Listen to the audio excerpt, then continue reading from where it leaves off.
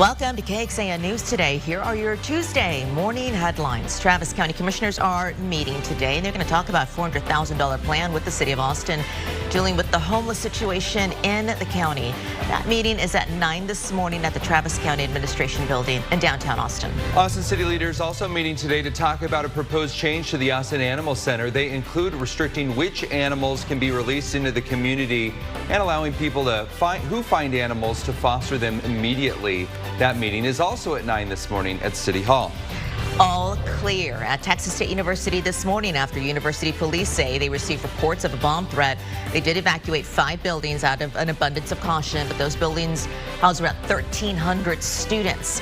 University police later confirmed the threat was unfounded and all the buildings are now reopened for students. And we are waking up on a day that should have some gorgeous, warmer than normal weather, which will continue today as it is a great finish to January here. Yay, finally, it's the end of January. I know, we made it, right? It is going to feel very nice to be out and about this afternoon. Let me show you what we're looking at here, because a live look outside on our Indeed domain camera shows clear conditions yet again. We're going to be watching for some of those high cirrus clouds that were passing through our skies yesterday. Similar outlook for today's skies. Temperature-wise, we're sitting in those 30s and 40s across most of Texas. Not expecting a freeze. 43 at Georgetown, 44 in Bastrop, 42 in Marble Falls, one of the colder spots. Fredericksburg at 39. Austin, we're going to start our day at 47 degrees. You'll notice temperatures warming up quickly as they did yesterday. Expecting low 50s by the end of the morning,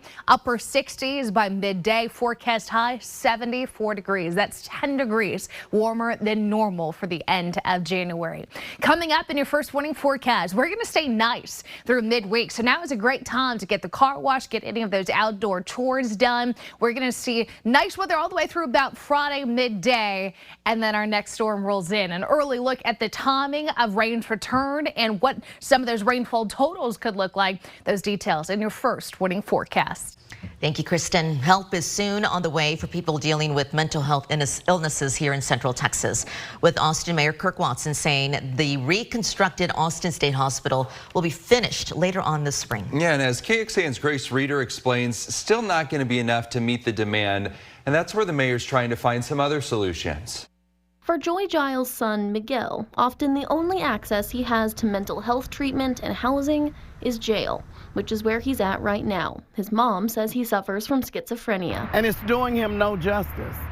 So I've advocated, I've tried to talk to different organizations, different people, and nothing is being done. There are concurrent efforts by Travis County and the city of Austin right now to get people suffering from mental health illnesses more help. And a big factor in the city's approach will be the reopening of the updated Austin State Hospital. Which is something I worked on while I was in the Texas Senate and helped get funding for.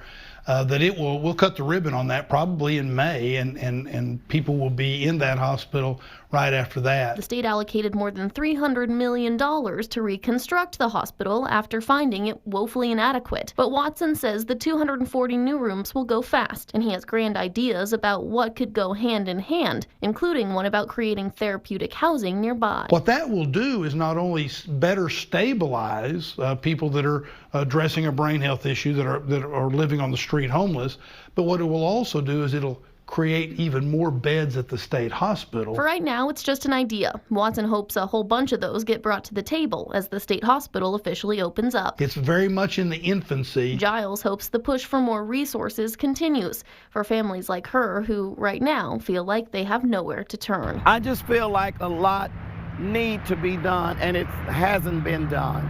And I don't know if it ever will be. Grace Reader, KXAN News. The new Austin State Hospital is going to be 365,000 square feet. It's going to have 240 rooms, but Watson says space could still be an issue. The Austin State Hospital serves more than 20 counties right now. For some context, mental health remains a priority for Travis County leaders nearly a year into a diversion program. Last year, the county set aside $6 million in grant money, and that helped expand integral care on Airport Boulevard. In the next couple of months, the facility's psychiatric emergency services is going to expand to 24/7 care. That is currently not available outside of emergency rooms. And when it comes to the state hospitals, as of last month, there were more than 1,900 people in the forensic wait list for a state hospital bed. A year before that, that was a record high of more than 2,500, which is about 1,000 people more than the number of beds available. Okay, let's turn now to the battle over the border, where House Republicans are preparing to bring articles of impeachment against the Homeland Security Secretary. A record 8 million people have crossed the border during Biden's presidency. But lawmakers say legislation aimed at easing the crisis is close to being finalized, and Secretary Mayorkas remains a key negotiator. Ahead this morning on Today, NBC's Ryan Nobles reporting on the political future of the Senate's border legislation deal. Later this morning, we expect House Republicans to formally begin the process of filing articles of impeachment against the Department of Homeland Security Secretary Alejandro Mayorkas. This is part of an effort by Republicans to make the border crisis a huge issue in the upcoming campaign. But it's also against the backdrop of concerns about a package that's being negotiated in the Senate right now, which some Republicans say could be the most conservative border package in a generation. But Republicans right now aren't ready to support that bill because it could be damaging politically to Donald Trump, who could be the Republican nominee. We're going to take a look at the impact of this back and forth and what it means for the situation at the border coming up this morning on Today. Austin Water says last week's heavy rains may have caused a sewer to overflow in South Austin near Hartwood Drive, and that's near Stasny and South Congress. Austin Water says the overflow did not affect the city's drinking water supply. The Texas Commission on Environmental Quality alerted Austin Water about the overflow last Wednesday. The utility says more than 800,000 gallons of rainwater from Williamson Creek entered Austin Water's sanitary sewer system and then mixed in with the wastewater and made its way into a treatment plant. And while the city said the water supply is okay, Austin Water urges any private drinking water well users within half a mile of the area to still boil your water. After a drone attack near the Syrian border, the Pentagon has the names of the soldiers killed on a U.S. base in Jordan. A new report showing just how many people are struggling to live here in Austin, despite the rental market still cooling down.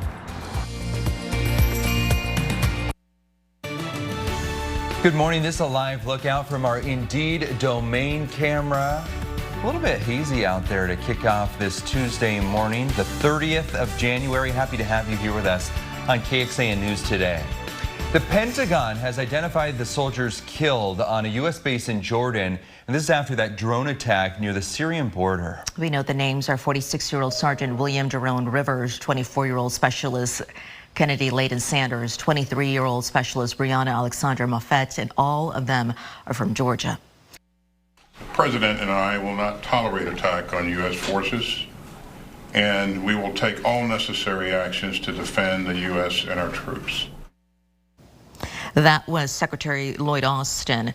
Iran is denying that it was involved in that attack.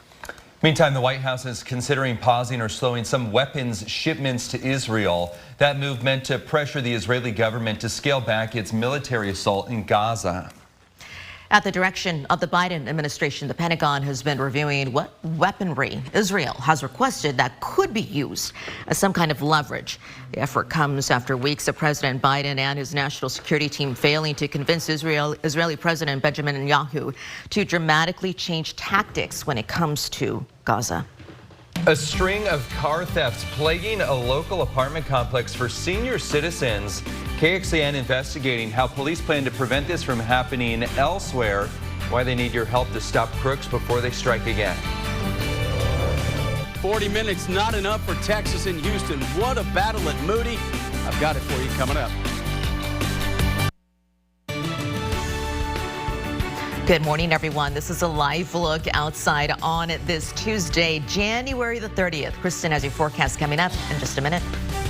I felt invaded. We live in a senior citizens complex, so we're supposed to feel secure here.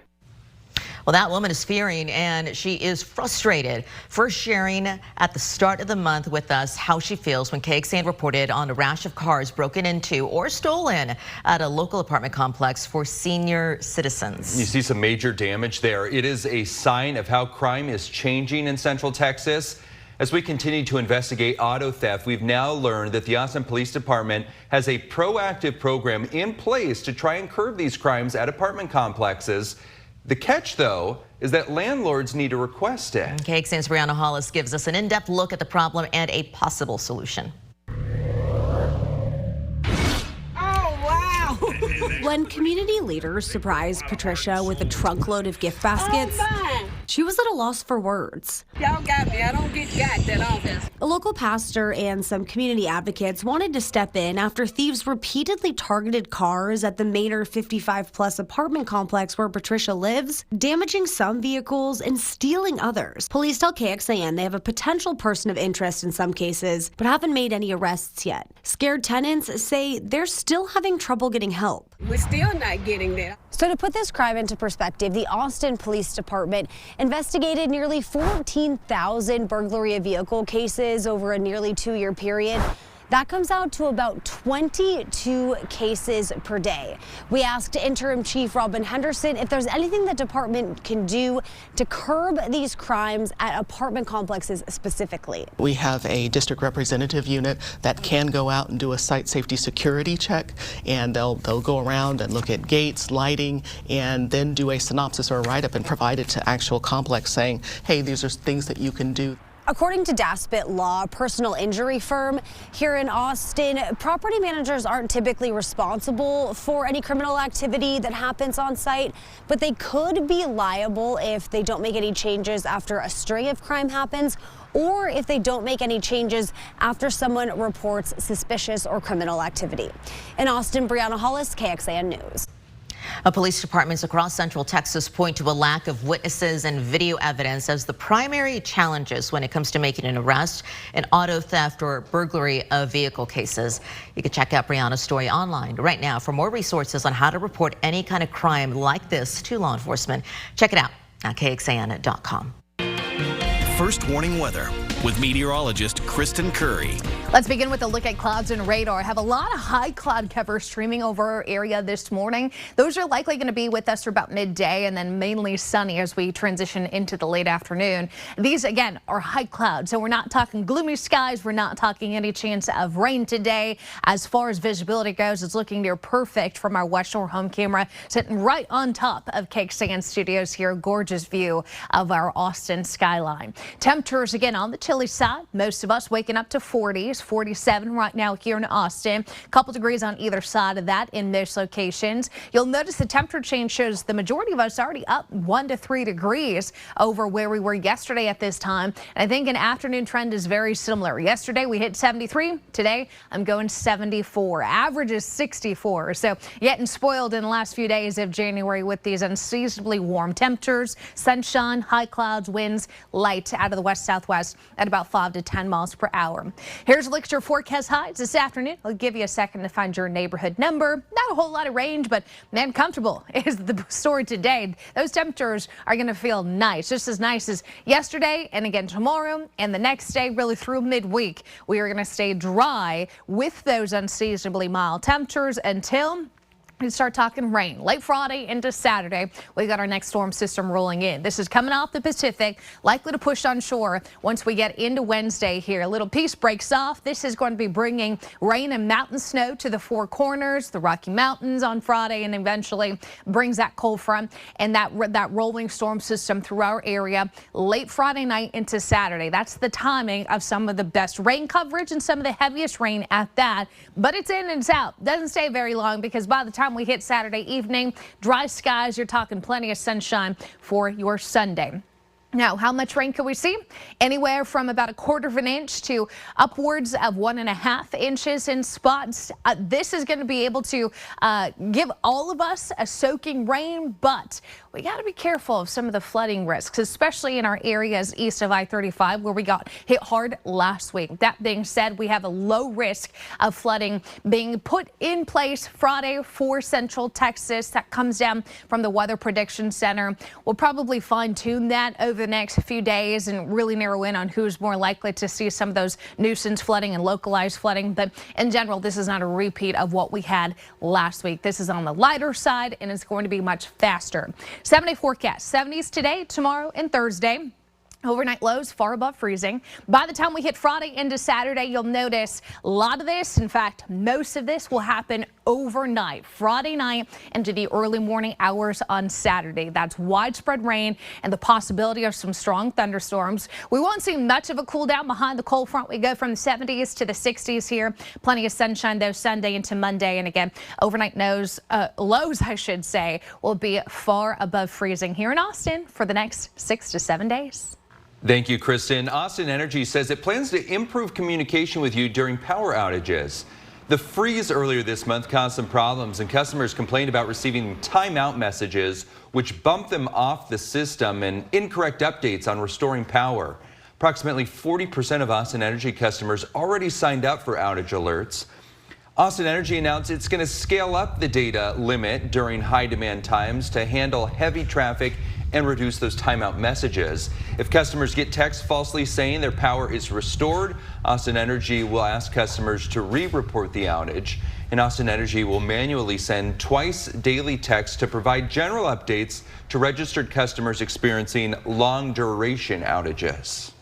Austin's airport started using a new air traffic control system with the goal of improving training and safety. AUS is the first air traffic control tower to get that kind of new technology. The system includes a visual database to display air traffic scenarios of the airport's layout, and that's going to provide controllers training in real-life situations. The FAA says the simulator system will also speed up the time it takes to certify controllers.